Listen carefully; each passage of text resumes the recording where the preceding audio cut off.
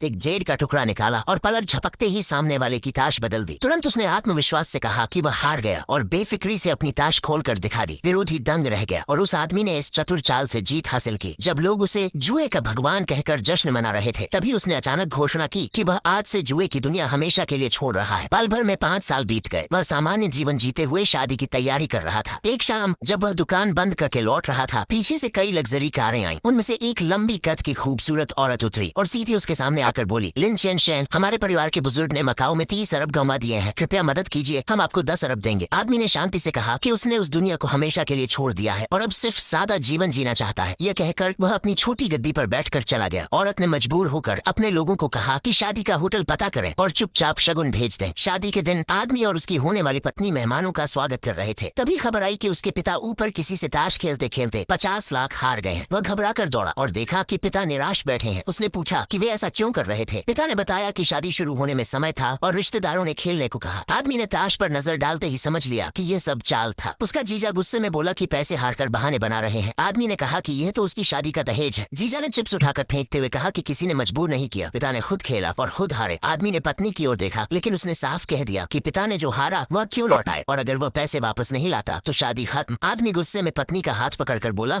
कि उसके पिता ने असल में जुआ नहीं खेला, बल्कि उनके 3 रिश्तेदारों ने जबरन बैठा कर खेला। ये साफ साजिश थी। तभी एक चाची ने ताना मारा कि रोने धोने से बेहतर है दहेज का इंतजाम करो। फिर उसकी सास आई और बोली, अगर 50 लाख का इंतजाम नहीं कर सका तो शादी भूल जाओ। पिता रोते हुए बोले कि उन्होंने बेटे की जिंदगी बर्बाद कर दी और खुद को मारने लगे। आदमी ने रोकते हुए कहा कि पहले शादी पूरी होनी चाहिए, बाकी वह देख लेगा। सास ने मजाक उड़ाते हुए कहा कि उनके पास तो बस एक छोटी कार वॉश की दुकान है, उससे 10 साल में भी 50 लाख नहीं बनेंगे। जीजा ने भी कहा कि उनके पास 100 रुपए भी नहीं है, बहन क्यों ऐसे गरीब से शादी करे। सास ने साफ कह दिया कि अगर पैसे नहीं दिए तो शादी नहीं होगी। पिता खुद को थप्पड़ मारते रहे, लेकिन आदमी ने उन्हें संभालते हुए कहा कि आज शादी जरूर होगी। सास ने ताना मारा कि यह आसान बात नहीं है, अब वह पैसे लाकर दिखाए। आदमी पलटा और बोला, पैसे चाहिए, मिलेंगे, आपने खुद कहा था कि हार मानी चाहिए, तो मैं अब यह पैसा जीत कर ही लौटाऊंगा। सभी हंस पड़े और चाची ने कहा कि उसके पास क्या है जिससे वह खेलेगा। आदमी ने जोश में कहा कि उसके पास एक घर है, वही दांव पर लगाएगा। सास उसे फिर अपमानित करने वाली थी कि तभी पत्नी ने रोक दिया और धीरे से बोली